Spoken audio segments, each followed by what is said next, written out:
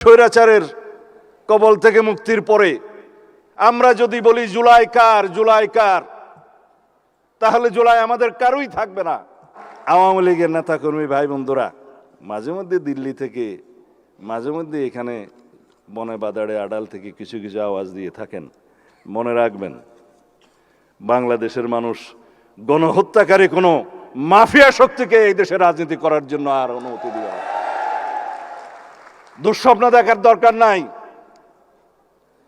আওয়ামী লীগের এত মরদ নাই, মাঝে মধ্যে আওয়াজ দিতে পারে। বাংলাদেশের মানুষ আওয়ামী লীগের প্রশ্নে এক, ফ্যাসিবাদের বিরুদ্ধে সংগ্রামের জন্য এক।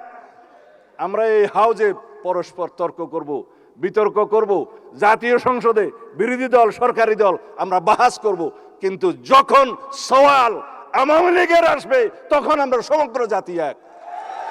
আমরা ঐক্যবদ্ধ থাকব ফ্যাসিবাদের বিরুদ্ধে। এক প্রশ্নে আমরা ঐক্যবদ্ধ থাকব, এই জাতির সামনে কোনোদিন আমরা ফ্যাসিবাদের উৎপত্তি হতে দেব না, উৎপাদন হতে দেব না। কোন সরকার যাতে ফ্যাসিবাদী আচরণ না করে সেই জন্য জুলাই জাদুঘর আজকে রেখে এসেছি। ওখানে যেয়ে দেখে আসবেন, সবক নিয়ে আসতে হবে সমস্ত সরকারকে, যাতে কোনো সরকার ফ্যাসিবাদী আচরণ না করে। সেই জন্য ওইটা আমরা জীবন্ত জাদুঘর হিসেবে রেখে দেব। যারা বলছেন আওয়ামী লীগের রাজনৈতিক দল হিসেবে বিচার পরিচালনা করতে হবে, সেটা তো আমার বক্তব্য ছিল। 2025-এর 5ই ফেব্রুয়ারি প্রথম আমি এই দাবি তুলি প্রেস ক্লাবে, এখনো অডিও ভিডিও সব পাওয়া যায়। দলের পক্ষ থেকে বলেছি, রাজনৈতিক দল হিসাবে বিচার সুগম করার জন্য কনস্টিটিউশন আর্টিকেল 47-এর অনুসরণে আমরা আইন সংশোধন করেছি, আইসিটি একটা আছে। আমরা সেইভাবে ব্যক্তির যেভাবে বিচার করা যায়, এই মানবতা বিরোধী এবং গণহত্যার জন্য সংগঠনেরও সেরকম বিচার করা যায়।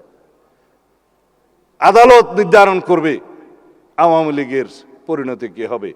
আমরা এক্সিকিউটিভ অর্ডারে যেমন কোনো রাজনৈতিক দলের নিষিদ্ধ ঘোষণা চাই না, কিন্তু বিচারিক প্রক্রিয়া অবশ্যই আদালত নির্ধারণ করবে এই আওয়ামী লীগের কি হবে। গণহত্যার জন্য যে দল দায়ী, যে দল মানবতা বিরোধী অপরাধের জন্য দায়ী, সেই দায়ী কতটুকুন সেটা তদন্ত হচ্ছে। আইসিটি কোর্টের যে ইন্সপেকশন টিম তারা তদন্ত করছে, আমরা নির্দেশনা দিয়েছি, শেষ পর্যায়ে আছে। ইনশাআল্লাহ আওয়ামী লীগের রাজনৈতিক দল হিসাবে তাদেরকে কাঠগড়ায় দাঁড় করানো হবে এবং তাদের বিচার নিশ্চিত করা হবে।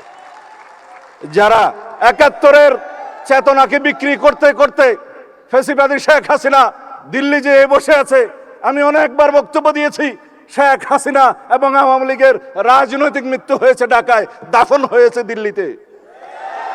কেন বলেছি? তারা এই চেতনা বিক্রি করতে করতে বাংলাদেশকে এমন একটা জায়গায় নিয়ে গিয়েছিল যারা মুক্তিযুদ্ধের চেতনা বললে মানুষ ঘৃণা করত। আমরা যেন জুলাইয়ের এই চেতনাকে কোনোদিন অসম্মান না করতে হয় সেই রকম রাজনীতি করি। জুলাই আমাদের সবার, বাংলাদেশের 18 কোটি 20 কোটি মানুষের সবার সম্মিলিত প্রয়াসে আমরা কেউ কেউ হয়তো নেতৃত্ব দিয়েছি। আমাদের সামনের সারিতে যারা শহীদ হয়েছেন তারাই হচ্ছে আসল জুলাই যোদ্ধা, আসল নেতা।